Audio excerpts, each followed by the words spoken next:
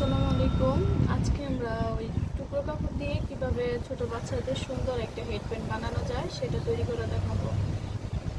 এখন হেডব্যান্ড তৈরি করার জন্য আপনাদের বাসায় যারা সেলাইয়ের কাজ করে তাদের বাসায় আরও এরকম টাইপের মানে কাপড় থাকে, এরকম এমব্রয়ডারি কাজ করা বা তার থেকে ভারী কাজ করাও থাকে। যত ভারী কাজ করা থাকবে তত হেডব্যান্ডটা আরও সুন্দর হবে। হেডব্যান্ডের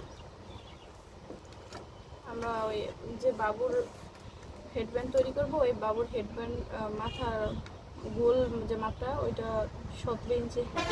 তা আমি সাইডের কাপড়ের জন্য এই যে এখানে 4 ভাঁজ 7 ইঞ্চি নেব, 4 ভাঁজ করে 7 ইঞ্চি নেব। আর এখানে এটা হচ্ছে 3 ইঞ্চি। এখন ডিজাইন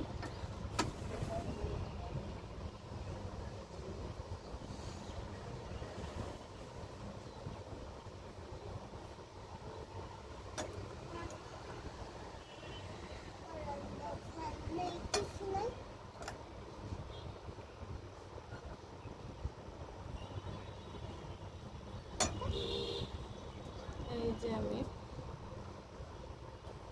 ডিজাইনটা এইভাবে এঁকে নিয়েছি, আমি এটা কেটে নেব। এখন এখানে আমি যে ডিজাইন অনুযায়ী কেটে নিয়েছি, এটা এভাবে যে সেলাই করে নেব।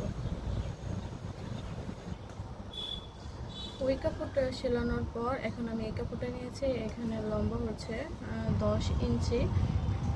এটা এই যে দুই সাইডে সেলাই করে নিয়ে মাঝখানে এটা রাবার দিয়ে দিই।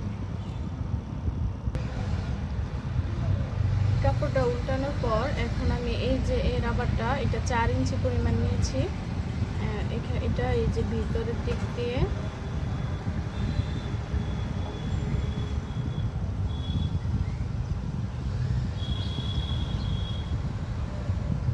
ওই সাইড দিয়ে বের করব, এখানে রেখে এই জায়গায় সেলাই দিয়ে দিতে দিতে আমার এখানে কুচিও পড়বে। এই যে রাবারটা আমি ঢুকাই নিয়েছি, এই যে বাইরের দিক দিয়ে বের করে রাখছি। এখন আস্তে আস্তে এই দিক দিয়ে সেলাই করে নিয়ে আসবো। এই যে আমার ওই রাবারের এটা এই পার্ট তৈরি হয়ে গেছে। এখন আমি এই যে এটার সাথে এটা আর এই মাথার সাথে এই মাথা সেলাই করে নেব। ফাইনালি এখন আমরা লাস্ট পার্টে আশা করছি। এখন এই কাপড়টা দিয়ে একটা চারদিক সেলাই করে একটু খোলা রেখে একটা বউ তৈরি করব। এই যে ঠিক এরকমভাবে হবে। আর এই কাপড় এটা যাতে একটু শক্ত হয় এজন্য ভিতরে আমি এই বক্রমটা ইউজ করব। যে বউটা তৈরি হয়ে গেছে, এখন এই যে এটাকে এভাবে ধরে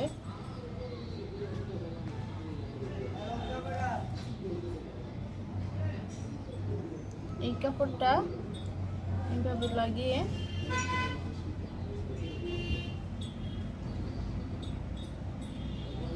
যদি ফেব্রিক গ্লু থাকে বাসায় তাহলে ফেব্রিক গ্লু দিয়ে লাগিয়ে নিতে পারেন, আর নয়তো বা এই সুই সুতো দিয়ে আটকাই দিতে পারেন।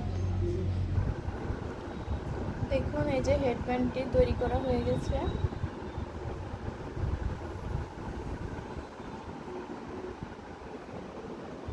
এভাবে খুব সহজে আপনারা ঘরে থাকা কাপড় দিয়ে বাচ্চাদের জন্য সুন্দর সুন্দর হেডব্যান্ড তৈরি করে নিতে পারবেন।